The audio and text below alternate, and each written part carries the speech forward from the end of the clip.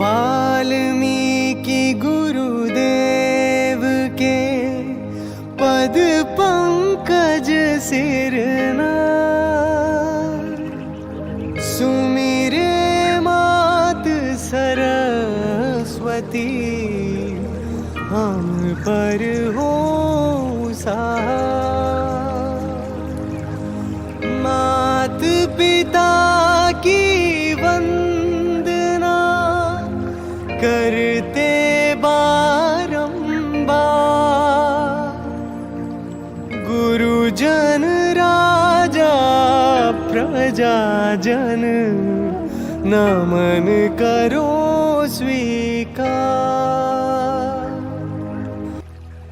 सना शिव बाबा की जय, महाप्रभु श्री रामलाल जी महाराज की जय, आनंद कंद सतगुरुदेव भगवान की जय, कृष्ण कन्हैया लाल की जय, बंसी वारी की जय। ओम श्री रामलाल प्रभु नमः। श्री सिद्ध गुफा सवाई धाम की जय। आश्चर्यजनक सत्य आध्यात्मिक प्रसंग। आश्चर्यजनक सत्य आध्यात्मिक प्रसंग। दादा गुरुदेव महाप्रभु श्री रामलाल जी का अवतारोत्सव इस वर्ष दिनांक 10, 11, 12 अप्रैल सन 2011 चैत सुदी सप्तमी, अष्टमी और नवमी को महान आनंद, उमंग एवं उत्साह से मनाया गया। योग प्रशिक्षण केंद्र श्री सिद्ध गुफा सवाई धाम पर निवास करने वालों की संख्या में नवरात्रि के पहले दिन से ही करीब 50-55 की वृद्धि हो गई। योग योगेश्वर श्री योग योगेश्वर और योगाधीश महाप्रभु श्री रामलाल जी महाराज का अवतारोत्सव मनाने देश के कोने कोने से हमारे गुरु भाई बहन एवं योग जिज्ञासु आने प्रारंभ हो गए। सप्तमी तिथि को तो 1400-1500 और नवमी के प्रातःकाल तक योग महामेला में भाग लेने वाले के लिए आश्रम आने वालों की संख्या लगभग 4000 थी। श्रद्धालुओं के आने का क्रम सायंकाल रात्रि 9 बजे तक जारी रहा। यह आश्चर्यजनक प्रसंग जिसका वर्णन यहाँ पर किया जा रहा है, नवमी तिथि को प्रातःकाल ही घटित हुआ। सप्तमी, अष्टमी और नवमी की तिथियों को आराध्य योगेश्वर द्वय के स्वरूपों को खूब अच्छी प्रकार से श्रृंगार किया जाता है। श्रृंगार करने वाले भाई बहनों ने इच्छा जताई कि स्वरूपों के श्रृंगार के लिए गुफा के ऊपर वाला मंदिर खाली करा दिया जाए। उस समय उस मंदिर में लगभग 8 साधक उपस्थित थे। मंदिर में अंदर लगभग 8 साधक उपस्थित थे। आयोजकों की तरफ से वाराणसी मंडल के साधक श्री दीनानाथ मिश्र उर्फ भोला पंडित जी आदेशित किए गए कि गुफा के ऊपर वाला मंदिर यथाशीघ्र खाली करने का प्रबंध करिए। भोला पंडित जी ने अपनी सहायता के लिए हमारे मिर्ज़ापुर मंडल के गुरु भाई श्री लालचंद शर्मा जी को नज़दीक खड़े थे अपने पास बुला लिया एवं उनसे निवेदन किया कि चाचा जी, आप मंदिर के दरवाजे पर मुस्तैदी से खड़े हो जाइए एवं किसी भी परिचित को सिद्ध गुफा का दर्शन के लिए मंदिर के अंदर मत आने दीजिएगा। मैं इस मंदिर में उपस्थित भाई बहनों को सिद्ध गुफा का दर्शन कराकर बारी बारी से बाहर निकाल रहा हूँ। श्री भोला पंडित जी ने श्री लालचंद शर्मा जी से भी यह कहा, चाचा जी, इस बात पर नज़र रखिएगा, कोई भी सिद्ध गुफा के दर्शन करके वापस आने वालों के साथ भीड़ का फ़ायदा उठाकर श्री सिद्ध गुफा के दर्शनार्थ मंदिर में प्रवेश न कर जाए। श्री लालचंद शर्मा जी ने कहा, भैया आप बिल्कुल निश्चिंत रहिए, फिलहाल गुफा के अंदर मंदिर में किसी का प्रवेश न हो, ऐसा पूरा प्रयत्न करूँगा। इतना कहकर श्री लालचंद शर्मा गुफा के ऊपर स्थित मंदिर के बाहर निकलकर मंदिर के दरवाजे से कोई प्रवेश न कर सके, इसकी निगरानी करने लगे। श्री भोला पंडित जी बारी बारी से गुरु भाई बहनों को सिद्ध गुफा का दर्शन कराकर मंदिर से बाहर भेजते रहे। जब वे अंतिम साधक को श्री सिद्ध गुफा के अंदर से बाहर किए तो उन्हें एक आवाज़ सुनाई दी। आवाज़ यह थी, बेटा हमें भी श्री सिद्ध गुफा का दर्शन करा दो, बेटा हमें भी श्री सिद्ध गुफा का दर्शन करा दो। श्री भोला जी ने उस आदमी को जो श्री सिद्ध गुफा का दर्शन करके बाहर मंदिर में आया था के साथ मंदिर के मुख्य दरवाजे की तरफ जा रहे थे कि उन्हें आवाज़ सुनाई दी। वे उस आदमी को मंदिर के बाहर निकालकर पीछे मुड़कर देखे कि यह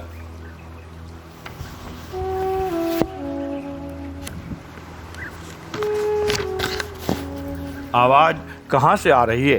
तो उन्हें एक 90-91 वर्ष का वृद्ध जिसका शरीर बहुत ही दुबला पतला एवं गौर वर्ण का था, श्री सिद्ध गुफा में बने गणपति भगवान एवं महाप्रभु जी के स्वरूप के रखने वाले स्थान के बीच में खड़े थे दिखलाई दिए। आध्यात्मिक तेज से उसका ललाट चमक रहा था एवं उसने मिर्जई पहन रखी थी। यह आदमी ने इसके पूर्व कभी दिखलाई नहीं दिया था। ये उसकी तरफ मुखातिब होकर अच्छी प्रकार देख रहे थे कि मंदिर में यह आदमी था ही नहीं, कब आ गया है। तब तक उस आदमी ने फिर कहा, बेटा आज नवमी की तिथि है, श्री प्रभु जी का अवतारोत्सव आज ही है, तुम मुझे श्री सिद्ध गुफा के दर्शन करा दो। श्री भोला जी भी विचार कर ही रहे थे कि इस विद्ध पृष्ठ को श्री सिद्ध गुफा के दर्शन करने के लिए नीचे जीना से उतारूं या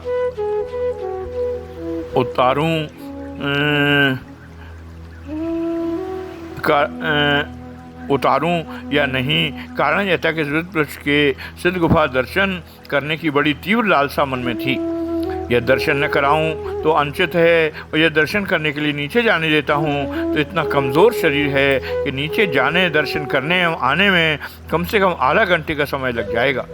तभी उस आदमी ने कहा, बेटा आज योगेश्वर के अवतारोत्सव की शुभ घड़ी में मुझे श्री सिद्ध गुफा का दर्शन करा दो। उस आदमी की मधुर वाणी सुनकर श्री भोला जी को दया आ गई और उनकी दाहिनी बांह पकड़कर श्री सिद्ध गुफा के दर्शनार्थ उन्हें एक जीना नीचे उतार दिया। मैं प्रार्थना की, बाबा गुफा के दर्शन करके जल्दी बाहर आ जाना। 9 बजे दादा गुरुदेव जी की आरती का समय निर्धारित है, 7:15 बज रहे हैं और कम से कम आधा घंटा श्रृंगार में लगेगा। अतः आपसे बारंबार यही मेरी प्रार्थना है, गुफा के दर्शन कर शीघ्र ही बाहर आ जाओ। श्री भोला पंडित जी ने बताया, बाबा का शरीर नितांत वृद्ध था। श्री भोला पंडित जी ने बताया कि बाबा का शरीर नितांत वृद्ध था, पर जब मैंने उनकी दाहिनी भुजा उन्हें जीने से उतारने के लिए पकड़ी तो उनका हाथ बिल्कुल 10-12 वर्ष के बालक के मानंद मुलायम एवं लचीला था। ये रहस्य देखकर असमंजस में पड़ गए कि वृद्ध आदमी का हाथ तो बिल्कुल कड़ा एवं लोच रहित होता है, परंतु बाबा का हाथ इतना मुलायम एवं लचीला क्यों है। ये रहस्य देखकर असमंजस में पड़ गए कि वृद्ध आदमी का हाथ तो बिल्कुल कड़ा एवं लोच रहित होता है, परंतु बाबा का हाथ इतना मुलायम और लचीला क्यों है। वे यही सोचते रहे कि बाबा जी के गुफा से बाहर आने का इंतजार करने लगे। इंतजार में करीब 20-25 मिनट का समय व्यतीत हो गया, परंतु बाबा जी गुफा के अंदर से बाहर नहीं आए। मंदिर के बाद उपस्थित योगेश्वर द्वय का श्रृंगार करने वाले भाई बहन बार बार आवाज़ लगा रहे थे, गुफा मंदिर को जल्दी खाली करो, श्री सिद्ध गुफा मंदिर को जल्दी खाली करो। श्री भोला जी ने दरवाजे पकड़े हमारे मिर्ज़ापुर जनपद के भाई श्री लालचंद शर्मा जी को अपने पास बुलाया। निवेदन किया कि चाचा जी, श्री सिद्ध गुफा के अंदर एक अत्यंत वृद्ध को गए आधा घंटा हो गया, गुफा के अंदर जाकर उसे किसी प्रकार बाहर ले आइए। श्रृंगार करने वाले भाई बहन बार बार गुफा को जल्दी खाली करने का कई बार आग्रह कर चुके। श्री लालचंद शर्मा जी तत्काल श्री सिद्ध गुफा के अंदर चले गए। मात्र 2 मिनट बाद ही पूरी गुफा को अच्छी प्रकार देखकर वापस आ गए। श्री सिद्ध गुफा